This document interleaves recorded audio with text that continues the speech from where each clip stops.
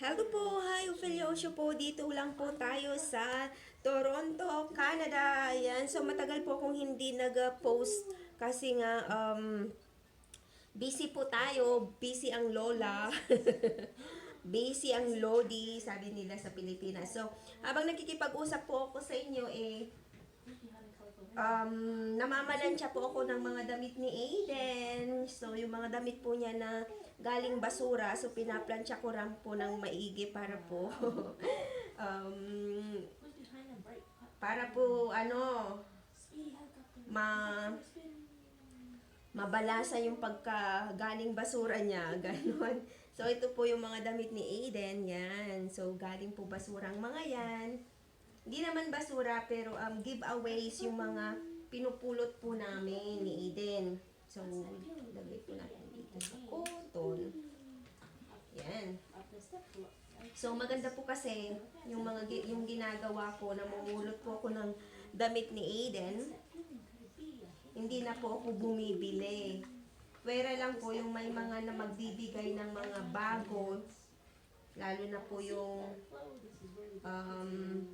si Tita Pilar niya, tsaka si Bakcha niya.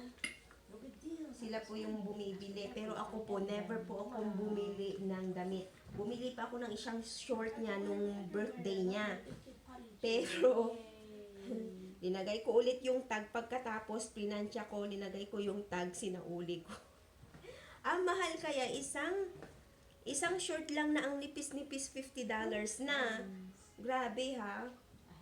So sabi ko, nako, kunin ko yung pera ko. So nung natapos picture-picture ayaw ko kasing maistinan, malagyan ng cake yung short. So tinanggal ko na, linansya ko na kaagad, dinagay ko ulit yung tag.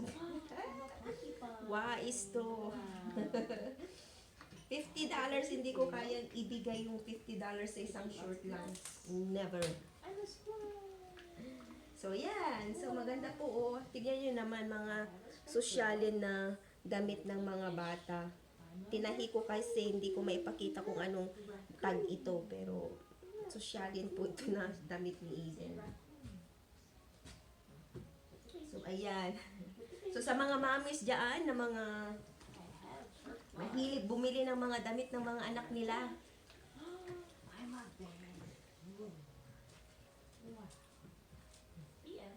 magtipid-tipid kayo para may kapag kailangan nyo ang pera, meron kayong naitabi at hindi kayo nangungutang kung sino-sino. Hirap pa man din yung ay mangungutang kayo ng dahil doon sa, may nagkakasakit, ganyan.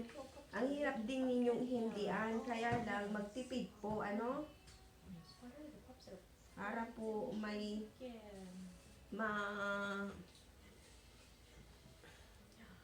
madudukot kayo kapag tagtigang. Ganun.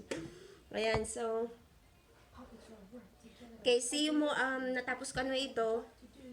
See you in my next video kasi marami pa akong mga leksyon, marami pa akong mga sermon sa inyo, yung mga hindi marunong magtipid. Bye!